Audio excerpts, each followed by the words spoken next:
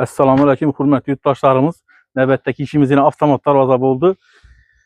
Bu Karakölünü boyuna oldu. İngilizce yerine yine materiallarımız Elisel firmasının içinden oldu. Teyin rezinkelerim bu. Yine bunu eşkinen yan başta karakter eşken oldu bunu. Bu eşkimizden demir profilden salgı yine 50 profilden. Yine açılıp beten işleri. Bu akvadan mez, bu alüminyumdan mez. Demirden oldu çizsin, kalın demirden yine.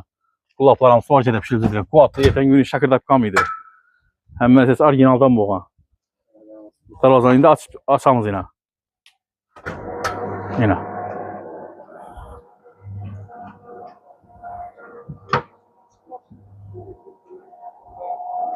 Yine rezinkeler yine. Kalın rezinke bu yine, yıpka rezinke emez yine. İndi yine arkasındaki yine mekanizmları yine. Yine bu nerse stabilizatör denirse bu tokunu bir xil açıb belədir. Məsələn, tok köp olsa pəsəytirib belədir. Kəm olsa yüksəktirib. Yine bunda yine bağdan nərsi var. Radio blok yine. Bir dənəm açıb bekləsə oladı.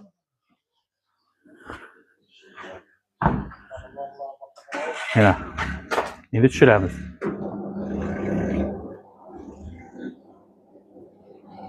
Rezmirlərimiz eni 4U10, bələndliki 270 oldu bu darvazamız. Yine beklenişi.